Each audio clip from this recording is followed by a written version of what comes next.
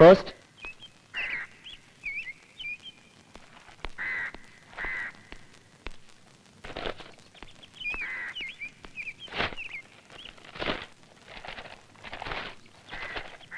കവിത മുടങ്ങിയതോ അതോ ഇന്റർവ്യൂ കാർഡോ?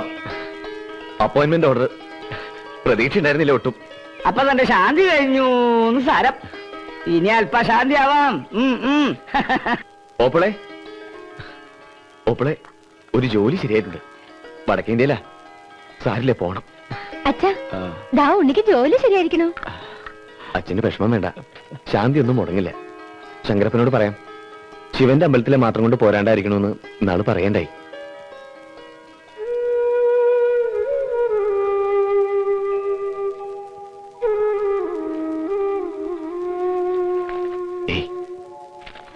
എന്താ ഇത്?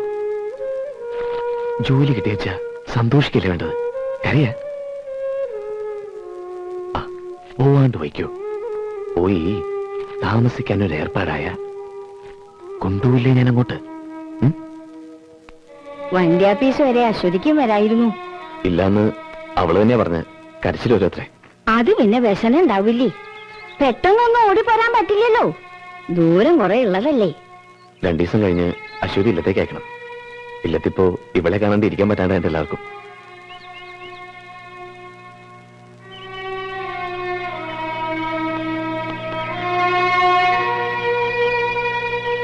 ഗോപിയുടെ ഉത്തരവാദിത്തങ്ങള് എനിക്ക് ബോധ്യമുണ്ട്.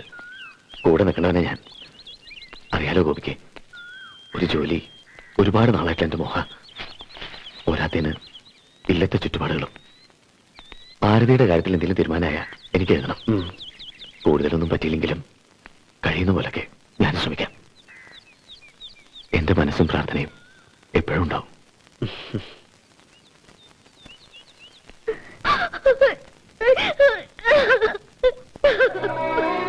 ചെറിയേച്ചി, ചെറിയേച്ചി ഇങ്ങനെ തുടങ്ങിയാലോ? മുത്തശ്ശി ദേഷ്യത്തിന് എന്തോ പറഞ്ഞു എന്ന് വെച്ച് ഞാൻ അസത്ത കുടുംബത്തിന് ചീത്തപ്പേരുണ്ടാക്കിയോളാം. അച്ഛനും നിങ്ങൾക്കൊക്കെ നാണക്കേടുണ്ടാക്കി ഓടിപ്പോയോളാം. ഞാൻ എങ്ങനെയെങ്കിലും ജീവിച്ചോളാം. ചെറിയേച്ചി സങ്കടപ്പെടുത്തിയിട്ട് ആരും ഇവിടെ കല്യാണം നടത്താൻ പോണില്ല. രാമൻകുട്ടി ഇങ്ങനെ ഒരു കാര്യം പറഞ്ഞപ്പോ എല്ലാവർക്കും ബോധിച്ചു. ചെറിയേച്ചിക്ക് വേണ്ടെങ്കിൽ വേണ്ട. അയാളൊക്കെ എന്താ ഒരു കുറവ്? സ്കൂള് മാഷ്, കുടുംബ മഹിമയുണ്ട്, പ്രായം അത്രയ്ക്ക് അധികമൊന്നുമില്ല. പിന്നെ ആദ്യം ഒരു കല്യാണം കഴിച്ചത് 3 മാസം ആ പെണ്ണ അയാളെ കൂടെ കഴിഞ്ഞിട്ടുള്ളൂ. അതില് കുട്ടികളൊന്നും ഇല്ലല്ലോ. എനിക്ക് വേണ്ട. കല്യാണം കേൾക്കുമ്പോ പേടിയാവുക. പിന്നെ എന്താ നിന്റെ ഭാവം? എന്നാ എന്റെ കണ്ണടയാന്നറിയില്ല. കോടതിന്ന് വിധിയായാൽ ഇറങ്ങി കൊടുക്കണം. വിടുന്ന എങ്ങനെ പോവും?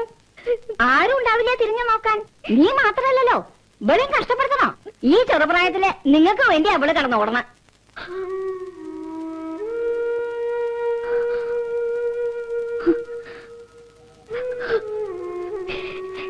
ചെറിയേച്ചി ശപിക്കരുത്. നീ ഒരു ദിവസം ഒരു ദിവസം സ്നേഹിച്ച ആളുടെ കൂടെ കഴിഞ്ഞിട്ടുള്ളതാ ചെറിയേച്ചി. മനസ്സിന് പോയിട്ടില്ല ഇപ്പോഴും. ശല്യം ഒഴിവാക്കണമെന്ന് നിർബന്ധമാണെങ്കിൽ ചെറിയേച്ചിക്ക് സമ്മതം. ഏത് കല്യാണത്തിനും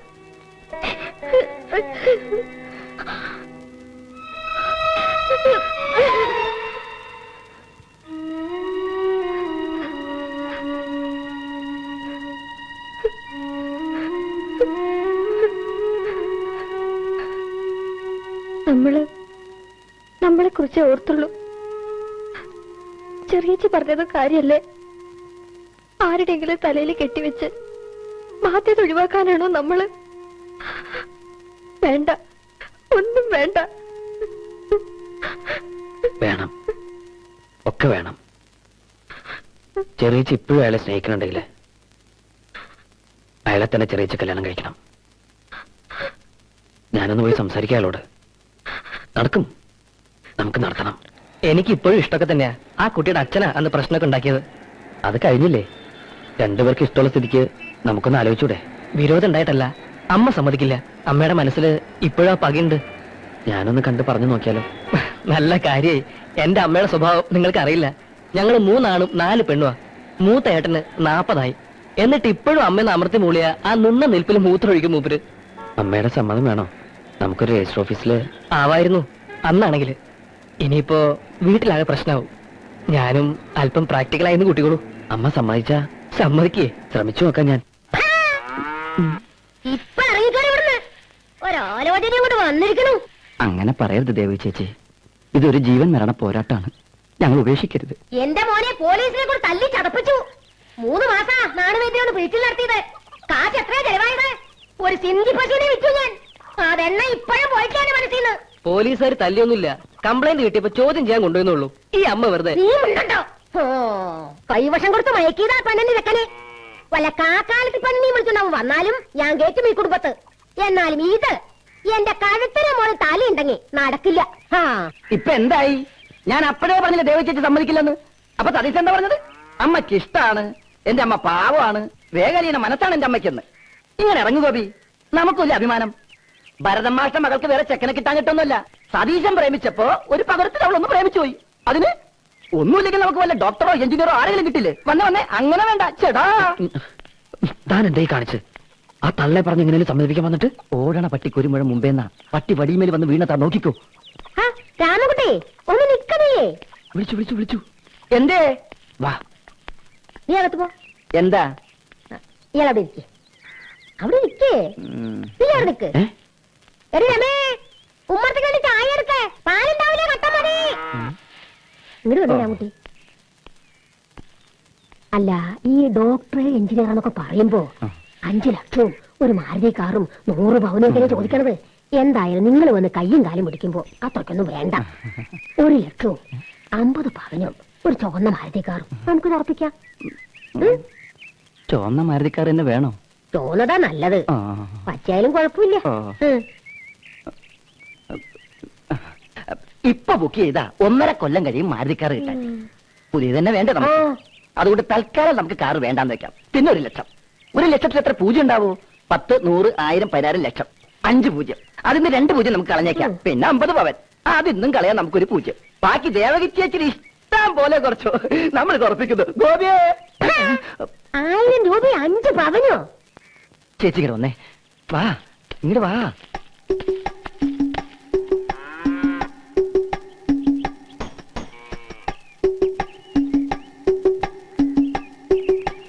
ഞാൻ പറഞ്ഞു കേട്ടല്ലോ നീയെ. ഇവന്റെ ഏട്ടന്മാരോടും ചോദിക്കണം. ഇപ്പൊ ഞാൻ പറഞ്ഞ അപ്പുറത്ത് ഉണ്ടാവില്ല. തീയതി നിശ്ചയിക്കുന്നതിന് മുമ്പ് 25,000 രൂപ അഡ്വാൻസ്. ഇനി ഈ കാര്യം സംസാരിക്കണമെങ്കിൽ അത് എന്റെ കയ്യെ കൊണ്ട് തന്നിട്ട് ബാക്കി 25,000 രൂപ കല്യാണത്തിന്റെ തലേന്ന് എന്നുള്ളത് തലേന്ന് തന്നെയാ. മാറ്റുണ്ടായ ചെക്കൻ ഇറങ്ങില്ല ഇവിടുന്ന്. 20 പവനെന്ന് പറഞ്ഞ് തികച്ചില്ലെങ്കിൽ എന്റെ വീതം മാറും. വല്ല മുക്കോ ചെമ്പോ ചേർത്തെന്നെ പറ്റിക്കാന്ന് വെച്ചാ തട്ടാനെ കൊണ്ട് ഒരച്ചു നോക്കിട്ടേ പെണ്ണിനെ ഇതിനകത്ത് കയറ്റു. ഏറ്റു, ഒക്കെ ഏറ്റു. രാമൻകുട്ടി ഏറ്റു തന്നെയാ. ഏറ്റല്ലോ. താൻ എന്റെ അക്രമയെ കാട്ടിയത് 50,000 ഉറുപ്പികയും 20 പവനും നടക്കുന്ന കാര്യമാണോ? ഇതിൽ കൂടുതൽ കാല് പിടിക്കാൻ എനിക്ക് വശില്ല. ഇല്ലെങ്കിൽ വേണ്ടാന്ന് വെച്ച് പോവാ. എന്റെ ഈശ്വര, എന്താ ഇപ്പൊ ചെയ്യാ? എന്നാലും എന്റെ ഗോപി, അവര് സ്ത്രീധനം ചോദിച്ചില്ലെന്നാണോ നീ പറയണത്? അയ്യേ, സ്ത്രീധനേ. സ്ത്രീധനത്തിന്റെ കാര്യം പറഞ്ഞ് ഞങ്ങൾ ചെന്നേക്കരുതെന്ന് അവര് പറഞ്ഞത്. അത്രയ്ക്ക് സ്ത്രീധന വിരോധിയാ. ഇത്രയ്ക്ക് വിരോധമുള്ള ഒരു സ്ത്രീയെ ഞാൻ കണ്ടിട്ടില്ല. നീ കണ്ടിട്ടുണ്ടോ? ഇല്ല. എല്ലാം ഭഗവതിയുടെ അനുഗ്രഹം. ഇതൊന്ന് കഴിഞ്ഞു കിട്ടിയാൽ എനിക്ക് മനസമാധാനത്തോടെ കണ്ണടയ്ക്കാം. അപ്പൊ മുത്തശ്ശി, ഞങ്ങളുടെ കാര്യോ? കണ്ടോ പെണ്ണിന്റെ ഒരു തിടുക്കം? അതൊക്കെ ഗോപിയുടെ ഇഷ്ടം എന്താച്ചാ അതുപോലെ നടക്കും. ഇതൊന്ന് കഴിഞ്ഞോട്ടെ മുത്തശ്ശി. അത് കഴിഞ്ഞ പിറ്റേ ദിവസം ഈ വീടിന്റെ മുമ്പിൽ വന്നു നിന്ന് ഞാനൊരു ചോദ്യമുണ്ട്. മഹേശ്വരിയമ്മേ, മാന്തോട്ടത്തെ മഹേശ്വരിയമ്മേ, എന്റെ പെണ്ണിനെ ഇറക്കി വിടുന്നുണ്ടോ അതോ ഞാൻ പിടിച്ചിറക്കിക്കൊണ്ട് പോണോ? അപ്പൊ മുത്തശ്ശി വന്ന് എന്നോട് വിളിച്ച് പറയും, അത്രയ്ക്ക് ചുണയുള്ളവനാണെങ്കിൽ വിളിച്ചിറക്കിക്കൊണ്ട് പോടാന്ന്. അപ്പൊ ഞാൻ മുണ്ടും മടക്കി കുത്തി ഇങ്ങനെ വന്ന് ഇവളുടെ കൈയും പിടിച്ച് സ്ലോ മോഷനിലൊരു പോക്ക്. വേണ്ട വേണ്ട വേണ്ട, സമയമാകുമ്പോ ഞാൻ തന്നെ നിന്നെ പിടിച്ചേൽപ്പിക്കാം.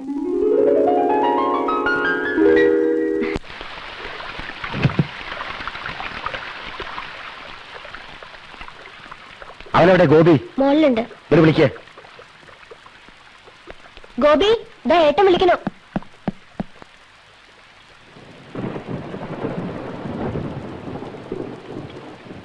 ലോകത്താരും ഇതുവരെ പ്രേമിച്ചിട്ടില്ലല്ലോ. എടാ, നിനക്ക് അവളെ ഇഷ്ടമാണ് ഇങ്ങനെ വിളിച്ചോണ്ട് വരിക. അതിനിവിടെ ആരും എതിര് പറഞ്ഞിട്ടില്ല. അല്ലാതെ ആ കുടുംബം മുഴുവൻ തലയിലേറ്റ് വെക്കേണ്ട വല്ല കാര്യമുണ്ടോ?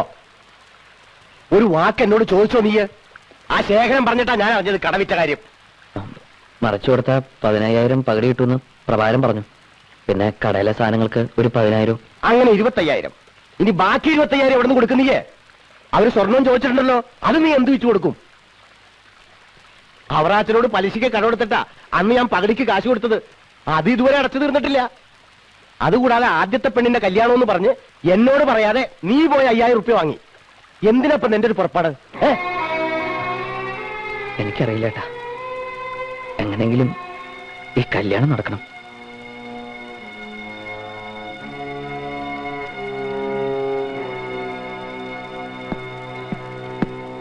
എന്നാലും എന്നോടൊരു വാക്ക് പറയായിരുന്നില്ലേ?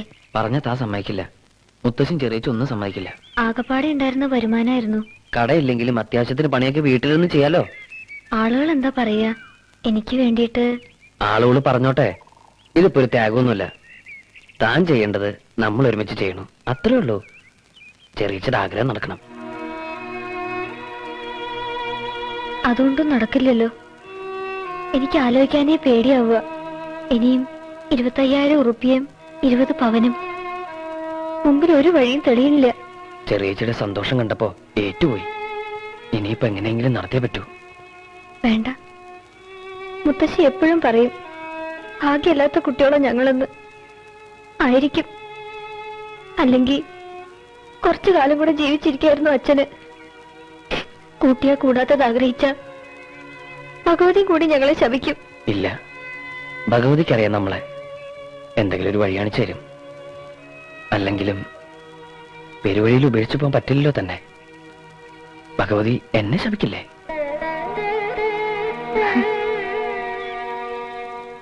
മൂത്ത ചേച്ചിയുടെ കല്യാണത്തിന് കൊണ്ടുപോയി സാരിയുടെ അടവന്നെ മുഴുവനായിട്ടില്ല. ഇടയ്ക്കിടയ്ക്ക് ഇങ്ങനെ ചോദിച്ചാ ആട്ടെ എങ്ങനെയാ അതൊക്കെ തിരിച്ചടയ്ക്കാൻ കണ്ടിരിക്കുന്നത്? ഇങ്ങനൊരു അത്യാവശ്യമായതുകൊണ്ടാണ്. എന്നാലും 5,000 ഒന്നും ഉണ്ടാവില്ല. ഒരു 3,000 നോക്കാം. നാളെ ആവട്ടെ. ആ പ്രദീപേ, നാളെ ഒരു 3,000 റുപ്യ അഞ്ജലിയുടെ അക്കൗണ്ടിൽ കൊടുത്തേക്ക്. ശരി.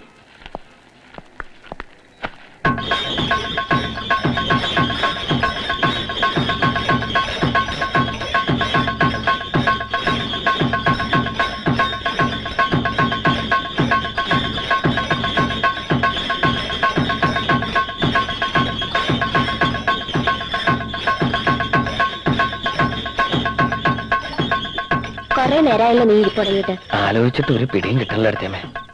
25,000 ഉറുപ്പിക്ക് 20 പവനും നാളെ സന്ധ്യക്കും ഉണ്ടാക്കണം. ചെന്ന് കാല് പിടിച്ച് നോക്കി. ആ തള്ള ഒരു വിധത്തിൽ അടുക്കണില്ല. എടുത്താ പൊന്താത്തത്ര ഭാരം എടുത്ത് തലയിൽ വെക്കുമ്പോ ആലോചിക്കണായിരുന്നു ഗോപിയെ. ഏട്ടന് എത്ര ഉപദേശിച്ചാ നിന്നെ? ഒക്കെ ശരി തന്നെ.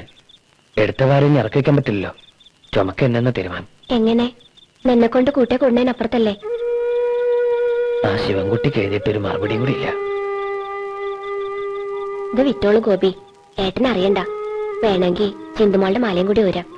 അത്രയെങ്കിലും ആയില്ലോ. വേണ്ട ഇടത്തെ, അത് വേണ്ട. അതുകൊണ്ടൊന്നും തികയില്ലോ. ഏട്ടൻ വരട്ടെ. ഞാനൊരു കൂട്ടം തീർച്ചപ്പെടുത്തിയിട്ടുണ്ട്. ഭാരതി, ഏട്ടൻ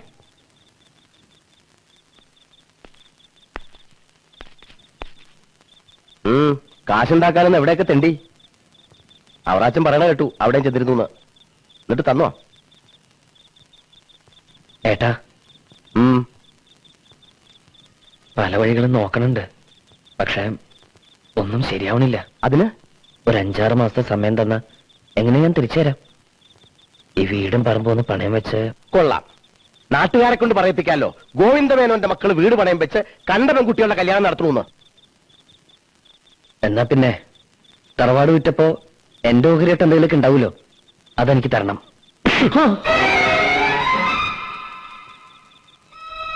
ഓപ്പറേഷൻ തിയേറ്ററിലേക്ക് കൊണ്ടുപോകുമ്പോ അവസാനമായിട്ട് അച്ഛൻ പറഞ്ഞു, ഒന്നേ ഉള്ളൂ നിന്റെ താഴെ, ഒരിക്കലും നിങ്ങൾ തമ്മിൽ പിരിയാൻ ഇടയുണ്ടാവരുന്ന്. അന്ന് നീ 5ാം ക്ലാസ്സിലാ. തറവാട് വിറ്റത് വാങ്ങിയത് നമ്മുടെ രണ്ടാളുടെയും പേരില. ഭാഗം വയ്ക്കാം, ഭാഗം വെച്ച് പിരിയാം. എന്നിട്ട് അതുകൊണ്ട് എന്താ വേണ്ട വെച്ചാ ചെയ്യാം.